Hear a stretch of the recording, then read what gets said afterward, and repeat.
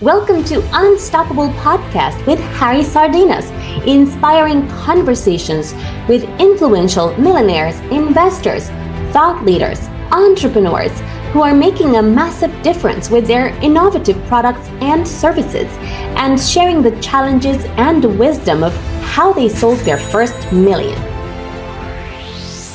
How would you like to achieve your first million? And today we have Jackson, which is the founder of Treasure Tracker. Jackson, tell us, what are the 5 steps to make your first million? Hey, thanks for having me on, Harry. So, to be completely candid, Treasure Tracker has not made $1 million in revenue yet. We're on the way. We're hitting that milestone soon. But wanted to be completely candid to your audience before I start spouting up some stuff. Brilliant. Go for it. But based on what we're doing and based on a lot of the things I've read and studied and just experienced, and if I could go back and do it all over again, here's the 5 steps I would do. So step 1 is there's really 3 ways to identify entrepreneurship. You either have a passion, you have a skill, or you have a technology you already created. And based on this, use that to make an innovation-driven enterprise. That's what's going to really be exponential. Now, in any enterprise, any entrepreneurship, there's going to be that time period where it does dip down, where you do need investment, you need capital influx, whether that's your own, friends and family, or even venture capital. So that's why you see a lot of these companies, they don't make any money within the first 2 years. Once you have that in mind, start undergoing some market research. You have an idea. Now it's time to segment that idea. Who do you target this to? Brainstorm as many as possible. I would say the more the better at this point. And eventually start cutting down based on what you think the commercialization is going to be, who you have experience with, who you have contacts with. I would recommend about 5. And after that, set up some client interviews. So I would go minimum, try to email at least 90 per segment. That's a big number. But just know you're probably going to hear back from only maybe 10% of those. So if you do maybe 9-10 interviews per segment, that's going to give you a really good and solid understanding of what's going to happen, what are the pain points of this market, and how can you really commercialize your product in the space. And then the 4th step is go ahead and test commercialization paths. I didn't actually do this with Treasure Tracker, but I wish I did before I started development. Make a landing page, have sign-up sheets, go social media, even use some paid ads. I'm not saying put $1 million budget on it, just $20 a day, see who's clicking, see what the demographic looks like, and really see, is this viable commercially? And the best thing you could do, and the best use case of success is actually, how can you get $1 in the door first without even making the product? Can you get a pre-order? Wow. Because that verifies in your mind that, yeah, you have something that's really working here. And then step 5, if it's successful, develop a minimal viable product. So don't go all out with your idea yet. This is a mistake I personally made. I went all in, developed all the features, all these different things. And you still don't entirely know your audience yet. So develop the features that are resonating, whether it's your paid ads or your interviews. Find out the things that really resonated with your audience, that specifically addresses those pain points, and develop on that. And nowadays, one of the best things is there's so many AI tools out there that you don't have to be a programmer to develop these tools. It does help to have some of the advice of a programmer for cybersecurity. But as far as design and even functionality goes, anybody can do it. Wow, I love these 5 steps. And what is important is, this being a tech entrepreneur is no in a straight line. And this, I think that what we call it mistakes or things that you haven't taken into consideration at the beginning, probably is the best thing that happened to you, because you understand what was what was not working, and then you can adapt to it, right? Absolutely. I like to say I've made every mistake in the book when I was first starting Treasure Tracker. I jumped right into development. I built out this app. I hired a whole development team, got friends and family investment, even approached a couple of VCs. And I lost a lot of money in the first couple steps. And I wish this is what I did in the beginning. But you know what? You grow, and And in the end of the day, I think that now you have developed this skill, right? I think that you might think that, wow, this only happened to me, but it's very, very common, right? And I have to congratulate very few people can see the other side, can actually come back and repurpose on time, right? And I Right. think that I mean, entrepreneurship is a skill. The more you practice, the better you become, right? And it's Absolutely. gonna be the best thing that can happen to you at this early stage is to make the mistakes, yeah, because Absolutely. the, No, the, it's a skill that can be taught to anybody. it's And what I would say is there's really no such thing as a failure unless you really give up. You can always exactly. pivot your idea, you can always jump to another market, but if you give up entrepreneurship, that's where the failure lies. Absolutely. And so then when tell us about this, how you come up with this idea, yeah, and what make you think that that's gonna be that there is a space in the tech space for that idea, and what make you difference, guys? Absolutely. So Treasure Tracker, it started off actually as a home inventory application. Okay. I was inspired. It was a couple years ago when I was still in college, and I was working retail at the time. And I'm not sure if you're familiar with the Marshall Fire in the Boulder County area in Colorado. Mm. What happened is an electrical fire happened back December Wow. 2021, and winds were very high that day, over 75 miles per hour. Wow. And as a result, over 1,000 homes burned down and two people lost their lives. It was a horrible tragedy. It devastated my community. And I remember being actually working my job at the time. I was retail at a liquor store. And the most poignant memory that I can remember is this man coming in. He was getting a bottle of champagne because it was right before New Year's. And he says, I'm going to be celebrating New Year's in a hotel room because I don't have a house. Wow. That to me, that was horrible just to watch because that's a member of my community. Uh, and after graduating college later that semester, I set out to develop something to help people with the insurance claim process, make things smoother, and develop this application designed to track all your belongings, all your valuables. And that way, if something does happen, you have the appraisals, you have the receipts, photos, documentation, everything. Wow. And you can send it right away to the insurance company. Now, guess how many sales I made in the first year? Zero. Zero, absolutely right. Because what I learned is, and this is going back to the 5 steps, I didn't really talk to people when I was developing it, and I didn't really test it. And I learned nobody wants to pay for a chore. And I stuck with it. I was so stubborn. I stuck with that idea that people wanted to document their house and they would pay money to do a chore. And I kept pushing on it. And it wasn't it wasn't until last year I went through a personal tragedy of my own. Um, my grandfather, he passed, and it was in that moment I realized it's not the financial value of the objects that's so important. He was a wonderful man. He was a computer science professor, a choir member, a racquetball player, a world traveler, did all these incredible things. And he had a lot of stuff. And I remember talking with my family as I was going through it.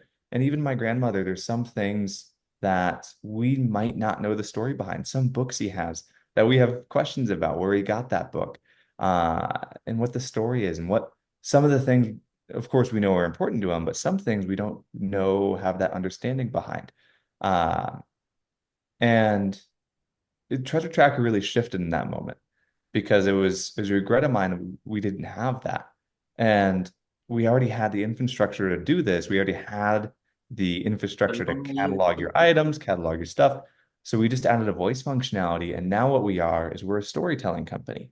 So Oh, we wow. let people go through their house. They can take a photo of their object.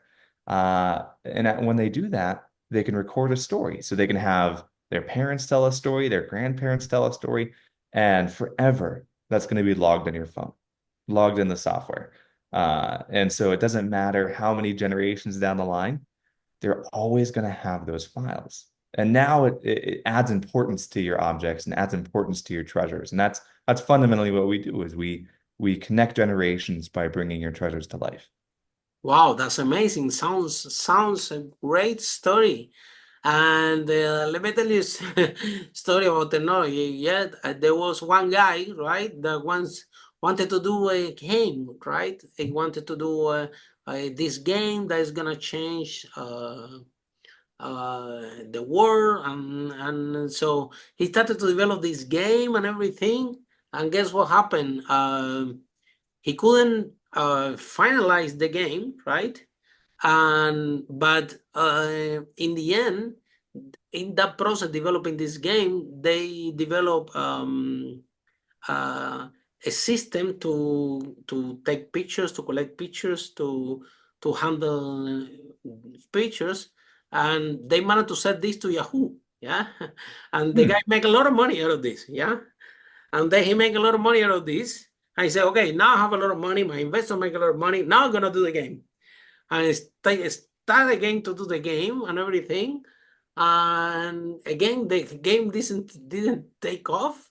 And the guy said to his investor, you know what? I have by developing the game, we design a collaboration process system that help us to manage the process and everyone. Yeah. So why the rest of the money we don't put in that thing, because the game is not gonna take off. Mhm. And that product was Slack. I don't know if you're aware. Slack is a massive company. So the point of the story is that when you are in a developing technology, right? There are and you're up to something. Sometimes a little shift on the market, or a little shift of what you actually created, can be the solution. It's not about giving up. It's you manage to repurpose the technology and something very important, which is the digital data of the Mhm. people. We have a data blueprint that when our loved one pass away, um, things disappear. You will receive a Right. message. Can you close your Facebook account? Can you close this? Can you please don't write to this person anymore? Don't write to this WhatsApp. Uh, Mhm. and the story of that person, the blueprint, the digital print of that person is start to manage. Mhm. um, and then but what you create is amazing, because the from generations to come, the grandchildren will be able to see who was his great grandfather, and Yeah. maybe can hear with his own voice about Yeah. things that he had done, and that could be a source of inspiration. So I know that you're onto something amazing. And tell us about what advice do you have for tech entrepreneurs, right? Mhm. That and you've been there, and this is very common, right?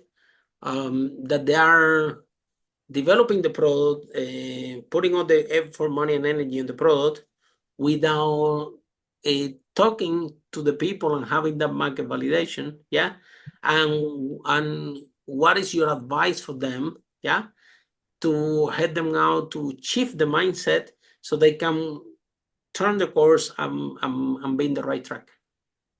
Yeah, I think if I were to go to my younger self and talk to him, first thing I would say, especially to young entrepreneurs, listen to people. Uh, in the past, I Don't be was stubborn. Yeah. don't be stubborn, don't be arrogant. And that was kind of the place I was coming from, especially when I first started this. It was almost kind of like kind of a haughty arrogance where uh I thought I knew right because this was my idea, and since it's my idea, it's got to be great. Uh, and that's just not how it works. And I wish I had listened to the advice of more people, especially early on, to slow down the development, focus on the commercialization path, find people, and just outreach. First, make connections, talk to people. One of the best things I ever did, one of the few things actually got right, especially very, very early on in the company, was establish an advisory board. Um, because even then, even though I was a little bit arrogant at the time with the idea, I knew personally I did not have the skill set yet to assuage investors and to really carry this company to the potential I saw it at the time. Um, and so I reached out to a couple different people, friends, family, and even just beyond that, and wanted to connect with them and get their advice and get their feedback, especially on different industries. So invited them to come on and join an advisory board. And to this day, everybody that was on that advisory board is still there. Wow. Yeah, and they to this day they offer fantastic advice, and I can't thank them enough because without them, Treasure Tracker wouldn't even exist. It wouldn't have gotten anywhere. And so my biggest piece of advice to distill it down is find people you trust, find people who are credible, and talk to them, listen to them, get their advice, and then aggregate it and see what's a common thread and go forward from there. But I actually think that, the way that you describing is, you have been very humble. Listen, this every every tech entrepreneur that I know, especially the software developer, they don't even make the shift that you make. Yeah, they don't even are even humble to recognize that there is not about the product that is in your head. It's about what the consumer wants Right. and how you can repurpose what you already have to the solution that the marketplace. And we say very easy, but it's very difficult because we, as an entrepreneur, we have in our mind what is the problem, and we are conscious and what problem we want to solve. But then the marketplace and wants another type of solution, and we Mhm. have to pivot this idea and test it. So how has been the life? Tell us why you were working in a liquor store, yeah? And now Yeah. you you decided to become a tech entrepreneur. Do you have an idea how risky is this? So what happened to your parents when you tell them that you're gonna have your own tech company? Yes. Well, no, they were Were they actually happy or? they were very happy. They were, I mean, my family has been the most supportive group. And That's I've been incredibly lucky to have them in my life. Not just in terms of entrepreneurship, but just the life lessons they taught me.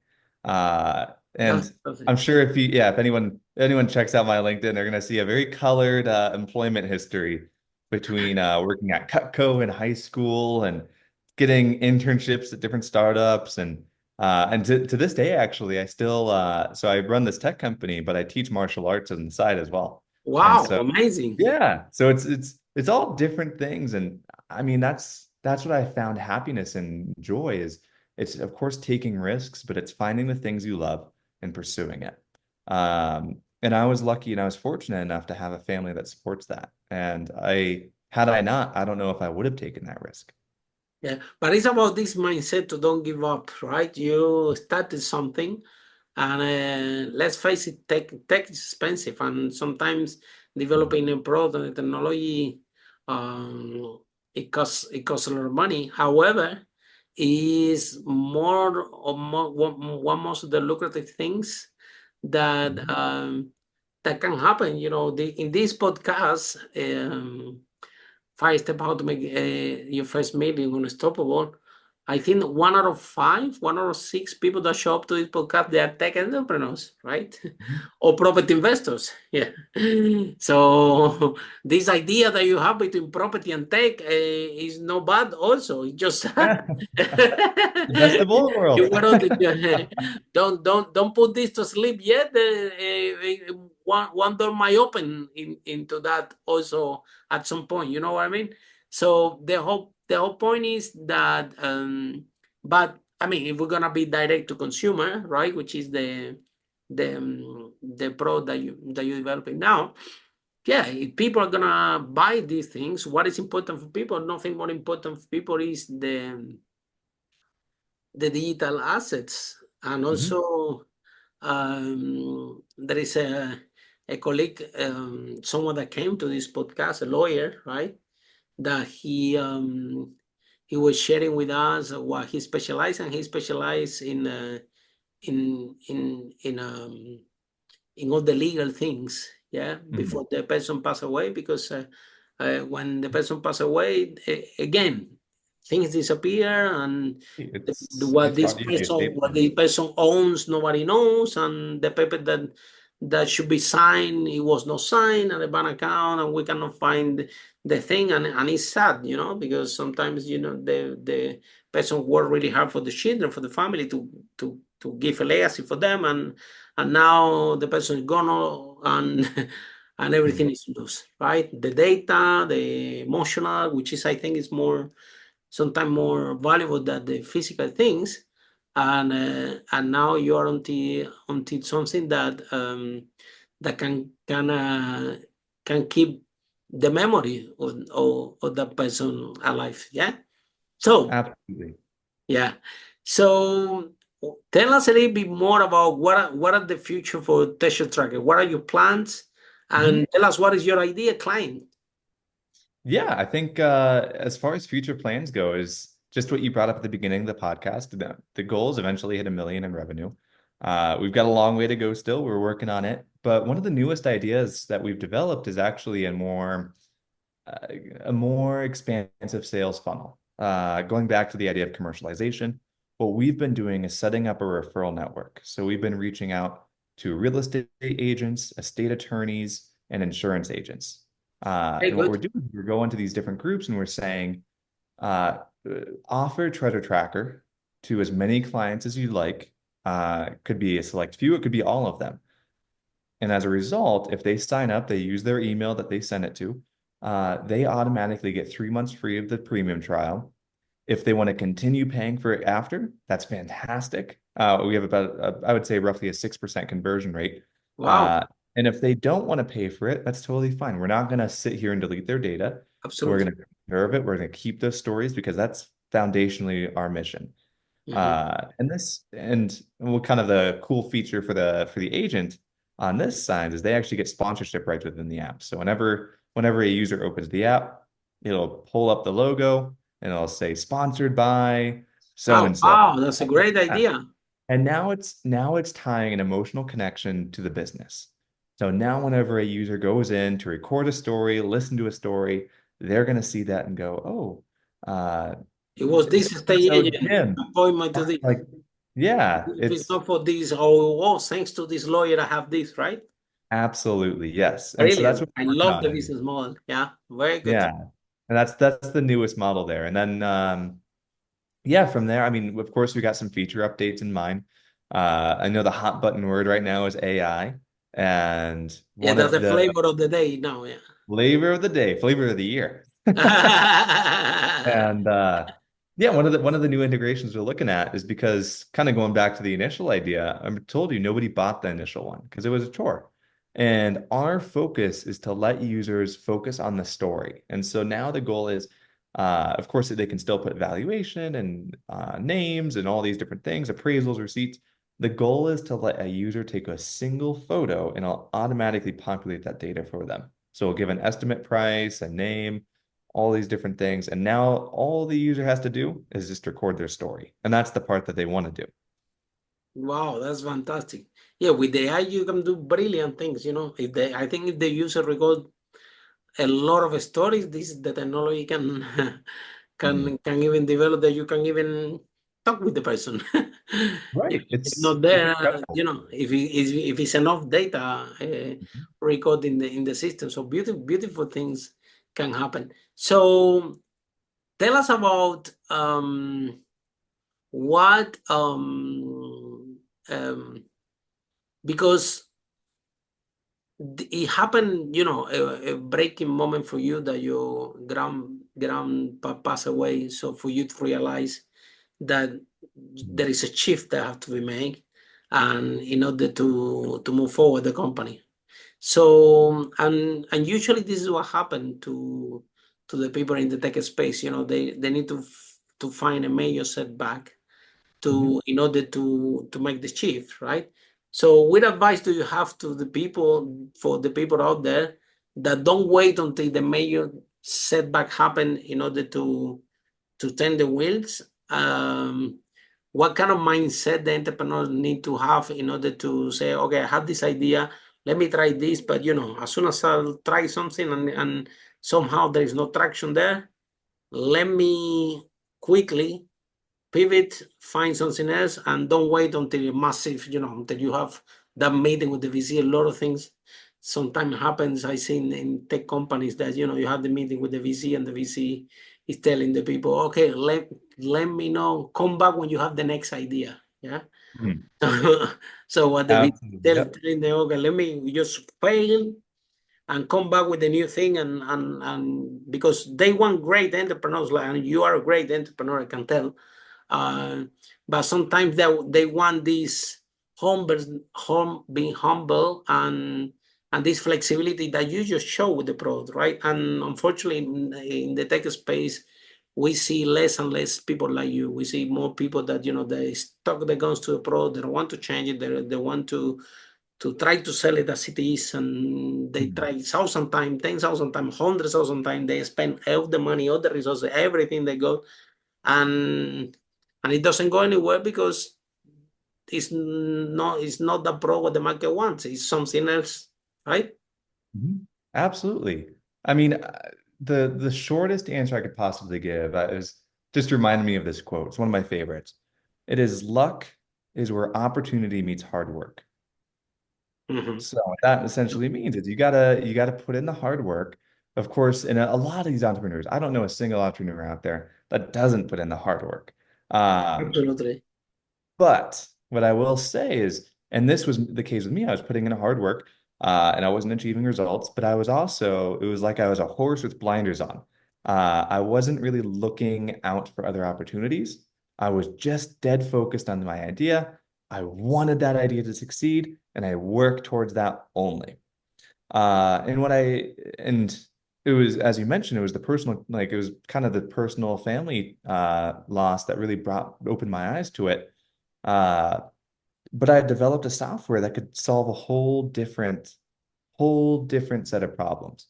And what I would encourage entrepreneurs out there to do is to take the blinders off, look around and see those opportunities because the fruit of your hard work is going to be you're going to be able to reach other opportunities, and that's where that luck comes in. Um, that's a little bit more long-winded way of saying it. Yeah, yeah, yeah, no, I love it. I love it. At the moment that especially the tech entrepreneurs surrender Mhm. that ego or that whatever you want to call it, and Mhm. they start to look more wider. Yeah, Mhm. it's like the story that I tell you. The guy that was developing the game, he never developed the game, but you know what? Developed something better than the game. Right. Just like the what $1 billion, you know what I mean? So and you have to be able to say, you know what, this is the product I was trying to do, but hey, by doing this, something came out of this process, and this is what people want. So Mhm. let's potential do the potential, and this I'm taking the entrepreneurs should be they have to be prepared for that. Yeah, Mhm. sometimes most of the time is not your initial idea what is gonna make it. It's gonna be the pivot or the pivot of the pivot what actually Oh yeah. will work. And tech entrepreneur have to be prepared for that. I think that you work for this, you code for this. Yeah, I don't know how you find the strength. I don't know how you find the because it's uncommon, honestly. Yeah, that the common thing is to find people that they keep it like that all the time until the whole company disappear. This is what is normal. This is what is what we see again and again in UK, in all the tech space. Yeah, Oh, is absolutely. And I would people have, like you, yeah. the few people like you that surrender the ego and decide, okay, let me look wider for whatever reason. Those ones are that they thrive. Those ones that we survive. Yeah. And wait, you will see. Yeah, I'm telling you that because I'm old and I have experience. You will see that whatever you're developing now, it will have one more tweak and it's gonna be even more massive. You know what I mean? But for that, you have to be on the space. You have to be talking to people, looking constantly everywhere. You're very young. You're full of energy. So, and if you have that humbleness and that this is what a real entrepreneur is. Yes, successful entrepreneur, they're not stubborn. So therefore, especially in the tech space, it's totally opposite. You need to be humble. You need to find network as much as you can. You have to talk with people in the community, with another founders, and the more conversation you have, the more you talk to people, you will realize that wow, this journey that I am, you're very passionate about. Yeah, there is a reason why it's so lucrative. Yeah, it because very few succeed. and but those ones that succeed is not because they are genius software developers or things like that. Is because they have this entrepreneur mindset. Actually, from this podcast, most of the tech entrepreneurs that I interviewed, that they have several exits and they're very successful. Very little ones are software developers. They're all Right. no, they all have an idea. They went out and sell that idea. They are brilliant in sales. They're brilliant in marketing. They're brilliant at product market fit. They look around until they can get some traction, and after they hire a CTO, whatever they develop the product. And there is a misconception. I think that because Steve Jobs and Bill Gates and the guys from Google, because they were software developers, right? There's a misconception in the tech space that software developers they can lead tech companies, and is have nothing to do with software developer. You can either use software developer or not. What Steve Jobs, Bill Gates, all these people have in common is that they surrendered the ego. They managed to pivot. They managed to align to the vision that they have, but they would constantly listen to the clients. They knew exactly what the clients want. Yeah, especially Steve Jobs, right? He knew exactly who was the clients, what they want, and he has it very clear um, how he can fit that gap, right? So the what regarding the sales funnels, okay? What when it comes to advertising, right? Everything can be measured.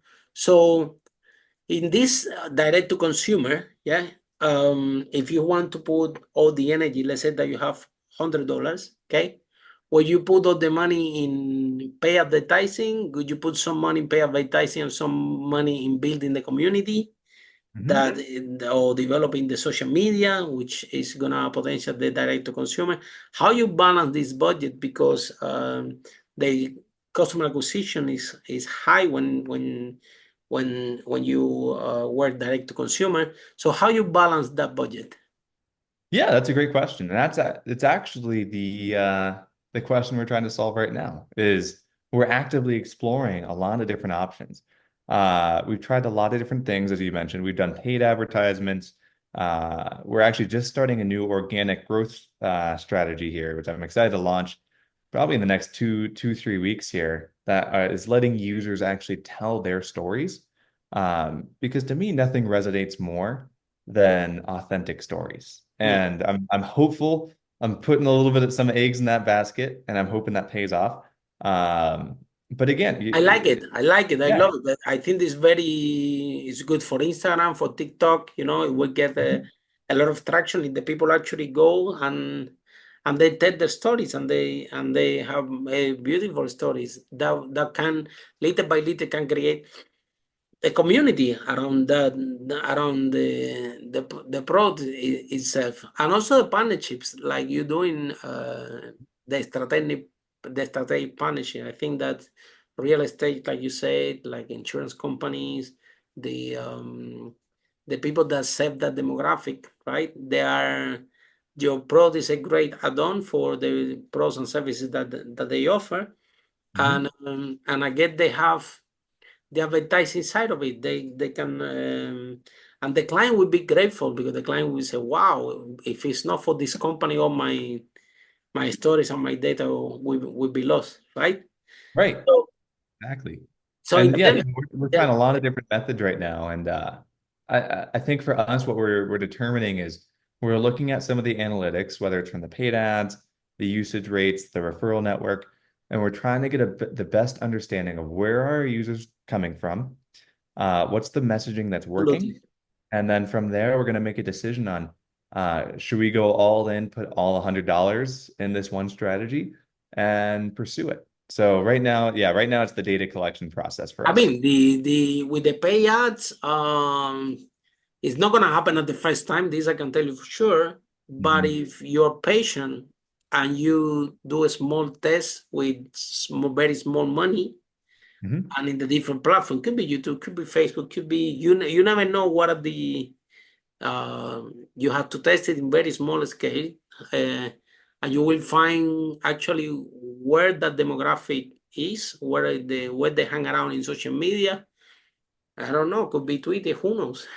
Right. But by testing in a small bits, right? The pay ads is something that always when it's working and you have the right sales funnel, uh, it's like an investment. Mhm. If they at the end of the day, if you invest in the advertising X amount of money and the even if you break even, right, it's a great success. Uh, Right. yeah. And people don't see in the tech space like this, and let me explain you why, right? The biggest value in the tech companies, uh, even more than the revenue that you make, is number of users and engagement. Okay, so Mhm. you have companies like WhatsApp, right? That okay, what they have is a large number of users and really high engagement. So when it comes to tech, yeah, this increase dramatically the value of that company, Mhm. even if it's not making profit, or even if the revenue is not there yet, because if you are acquiring a lot of clients and they are growing, the client acquisition, the users are growing, and the engagement with the platform is growing, and the people are putting stories and seeing the stories and sharing the story with people, and there is engagement there. Now it becomes very attractive for venture capitalists. Very, they love that thing. So because sales, marketing, and paid ads is something that they understand very well. They put the money, they know how to get it back. So it's all about how how to develop that community that is passionate about the product, that they love it, they share it with friends, and they grow it.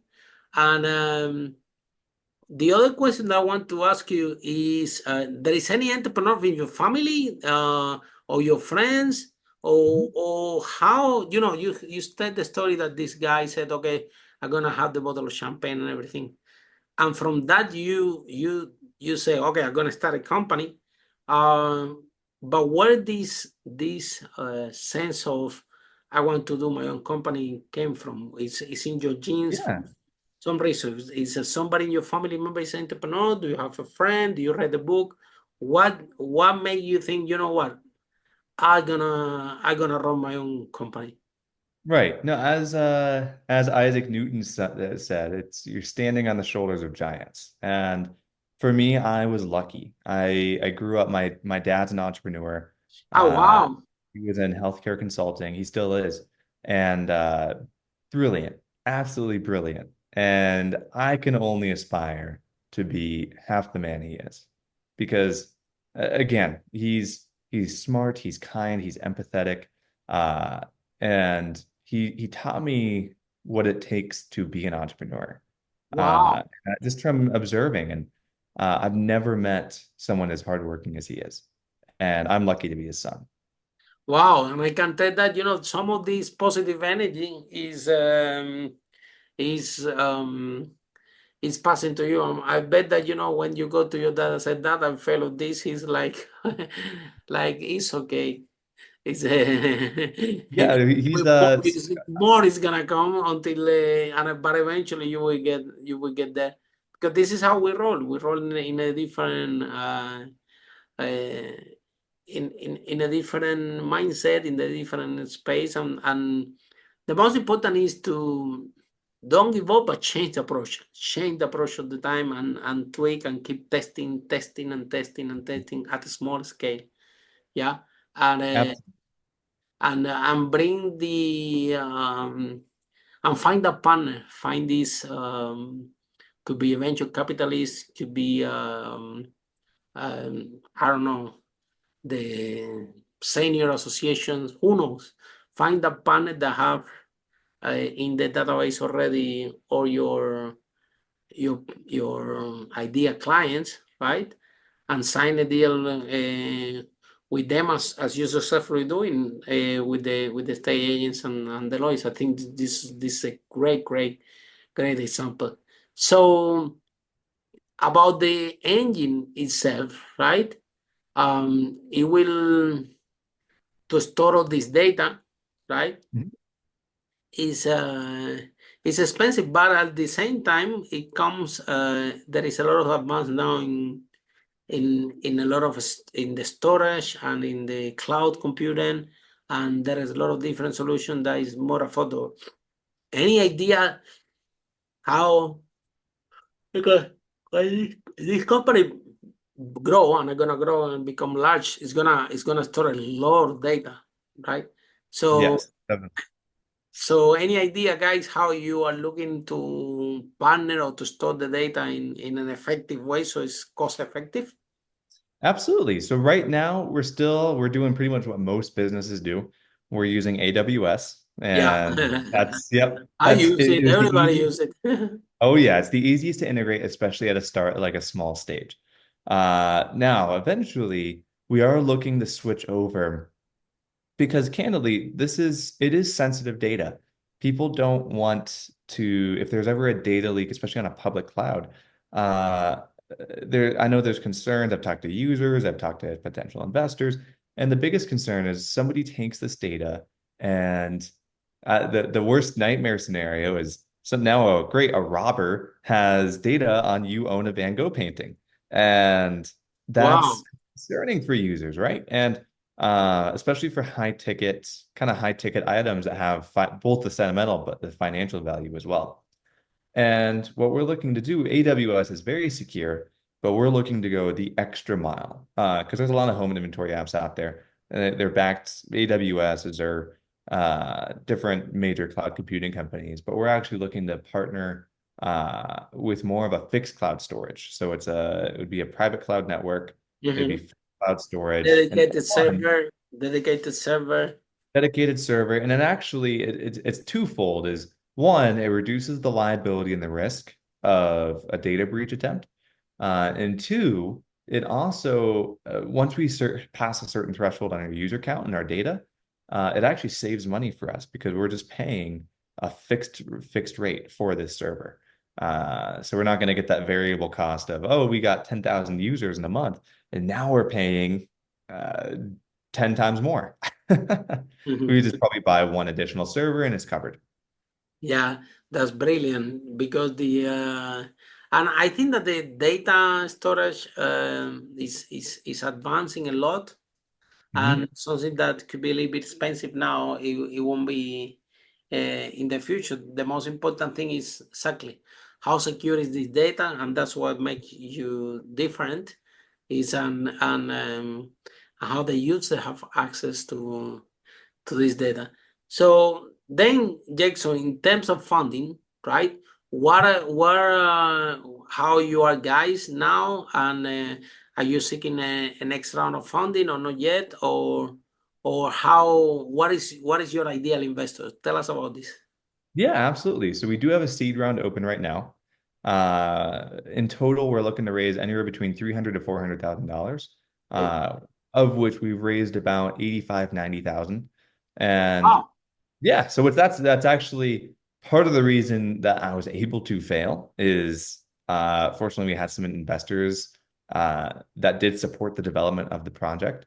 And what that 300,000 is going to do is it's really going to let us, one, flesh out the features that actually are more in demand now that we've tested it, we've got very client good. feedback. So we're going to be able to develop those features. And two, we've gone to marketing as well. Once we really nail down the paid advertisement side, in the referral network side, it's really going to let us push forward, generate high quality advertisements, generate high quality leads, and really scale this idea. Because at the end of the day, that's how a tech company succeeds. Yeah. At the And end of the day, I think that the paid advertising, it will pay by itself. So right, as soon as you get as soon as it's gonna take you a little bit of testing, a little bit of trial and error, but this one it will pay by itself. So it's more about putting the energy in building that community, right? This is exactly. all with the focus, because the pay advertising you will see it eventually will pay by itself. Mhm. Like I said, even if you break even, it's a great achievement. Oh, it's fantastic. Pay And advertising. that's If you spend six and right, you have six in revenue, it's a great achievement, right. because you have the user already inside and you have the engagement, and that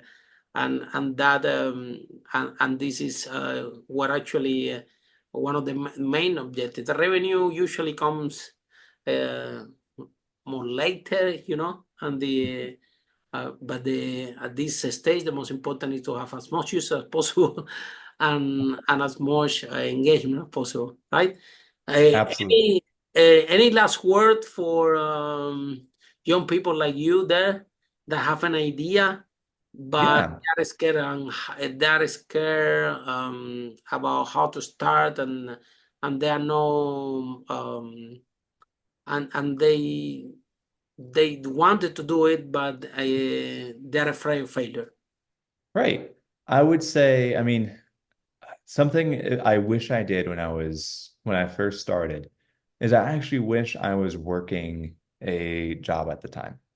The reason being is because when you're first starting out, you do need the cash flow, you do need the income.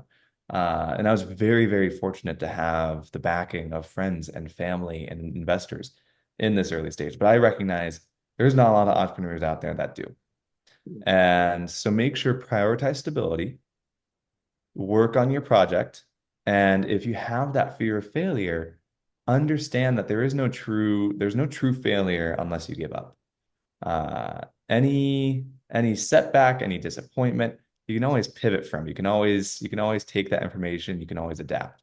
Um, and that's where you learn. So whether you win or lose, just like you were saying at the beginning of the call, you're going to learn something. And whether you take that into your current endeavor or you take that into a future endeavor or you just take it back to your job, uh, it's going to make you a more well-rounded individual and you're going to be stronger for it.